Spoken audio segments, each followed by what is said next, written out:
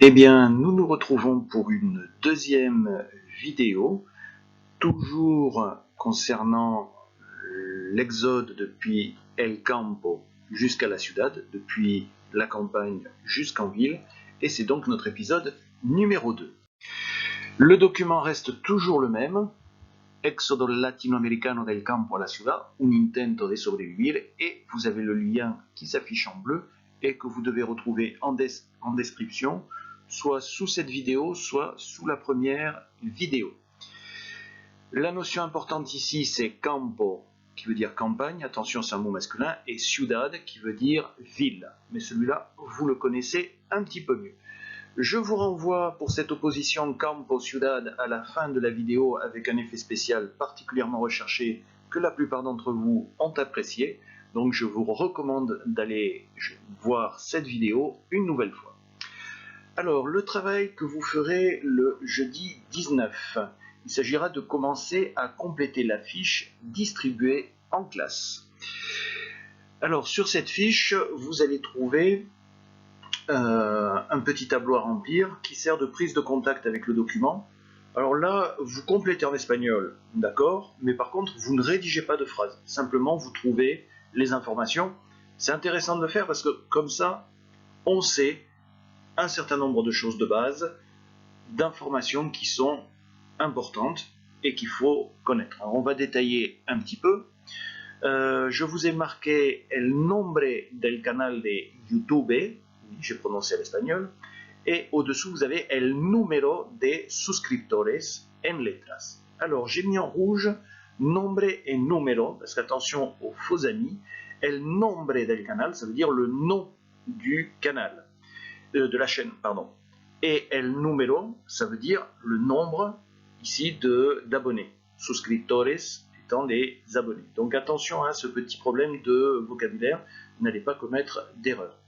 Je vous ai mis entre parenthèses qu'il fallait donner le nombre d'abonnés en lettres. Il va falloir l'écrire en lettres, mais ça, on va y revenir un petit peu plus tard. Troisième point que je vous demande, c'est la fecha de publicación del video. Même chose, hein, il s'agit ici en vert du vocabulaire peut-être un petit peu difficile pour certains qui auront oublié que la fecha, ça veut dire la date. Même chose, il faudra me donner la date en toutes lettres et non pas en chiffres. Ensuite, je vous demande el número de vistas, c'est-à-dire le nombre de vues. Même chose, hein, on va taper sur le même point, c'est en lettres, je le veux écrit en espagnol en lettres. Et en dernier, je vous demande el título, ce qui veut dire le titre. Mais ça, vous le saviez déjà, vous l'aviez deviné. On passe à l'étape numéro 2, qui est toujours une étape de prise de contact avec le document, puisqu'il s'agit de répondre cette fois-ci par une phrase en espagnol à un certain nombre de questions, mais après avoir regardé la vidéo. C'est-à-dire on va fixer un certain nombre de notions avec ces 6 questions.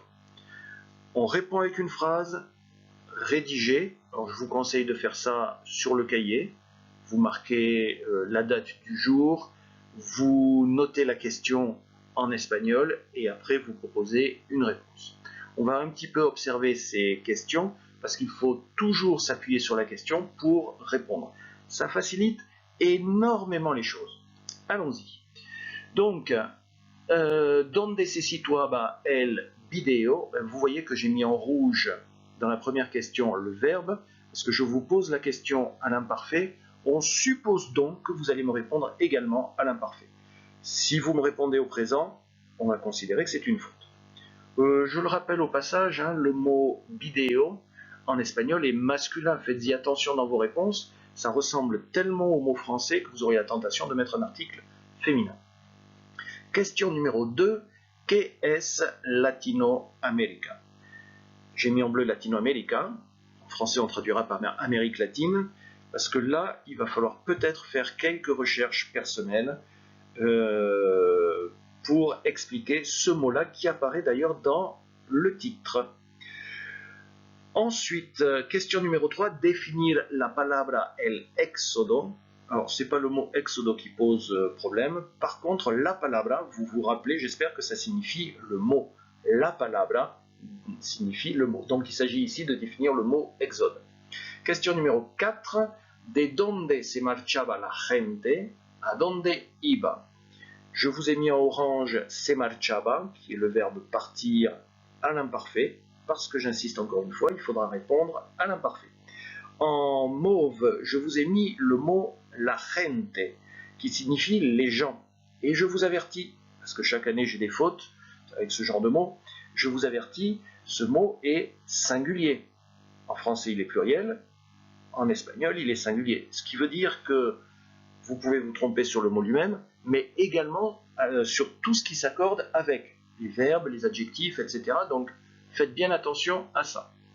J'ai mis en vert, le verbe, d'où la confusion.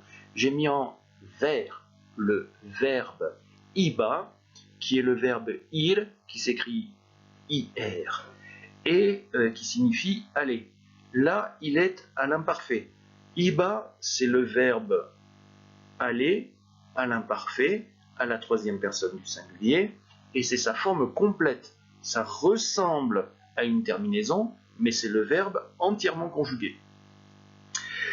Et je vous rappelle que le sujet n'étant pas annoncé, je fais référence, le sujet ça va être en fait la gente qui se trouve dans la phrase, dans la question précédente. D'où partaient les gens? Où allaient-ils? Au pluriel en français, au singulier en espagnol. Donc attention à ce genre de petits détails, on a vite fait une erreur. Question numéro 5. ¿Por qué se marchaban del campo? Bon, là, je n'ai rien souligné d'autre. Pourquoi partait-il de la campagne? Mais j'ai quand même mis en rouge el campo, tout simplement parce que je vous rappelle que le mot campo est masculin en espagnol, féminin en français. Je signale au passage que quand vous avez la préposition des qui rentre en contact avec l'article masculin singulier défini el, les deux fusionnent et ça donne del. Dernière question, question numéro 6. ¿Para qué iban a la ciudad? Pourquoi? Alors, pas à cause de quoi, mais c'est dans quel but? Attention, hein, ici, j'aurais dû mettre une couleur. Il y a une différence entre por qué et para qué. Por qué indique la cause. À cause de quoi partait-il de la campagne? Et là, para qué, c'est pour quoi, en deux mots, dans quel but allait-il en ville? J'ai mis en bleu le verbe aller en ville, iban a, attention aux prépositions en espagnol, quand vous avez une préposition de lieu qui indique un mouvement vers, c'est systématiquement la préposition a. Vous ne pouvez pas faire autre chose. Alors, je vais vous accorder une petite aide pour tous ces chiffres que vous avez à écrire en faisant un petit rappel sur les chiffres dizaines, centaines, milliers, millions, milliards. Bon, en espagnol, ça va donner ça, hein. Decenas pour dizaines, centenares pour centaines, miles pour milliers, millones pour millions, pour milliards, on verra. C'est un peu particulier. Alors, les dizaines, petit rappel rapide, 10, 20, 30, 40, 50, 60, 70, 80, 90. Vous faites attention, hein, j'ai souligné pour 60 et 70 les risques d'erreur. Je ne vous ai pas donné les chiffres de 1 à 10, j'espère que vous les connaissez. Ensuite, je vous ai mis les centaines avec cien. Alors, quand il est tout seul, ça s'écrit comme ça. Si vous le faites suivre d'autres choses, on va dire ciento. Donc cien quand c'est tout seul, ciento quand c'est suivi d'un autre chiffre, 101, 102, etc. Je ne détaille pas le reste de la liste, vous voyez que c'est quand même assez simple. Vous faites attention par contre pour les centaines à partir de 200 et jusqu'à 900, ça s'accorde masculin, féminin. Ça reste pluriel, on est bien d'accord. J'attire votre attention sur 500 qui a une forme un petit peu étrange puisque ça se dit quinientos. Attention, là on ne suit pas les constructions précédentes. J'attire votre attention aussi sur deux autres, 700 qui se dit setecientos, c'est pas une faute, hein, il ne manque pas un i, et 900 qui se dit novecientos. Si je reprends la lecture, ça fait 100, 101, 102, 200, 300, 400, 500, 600, 700, 800, 900.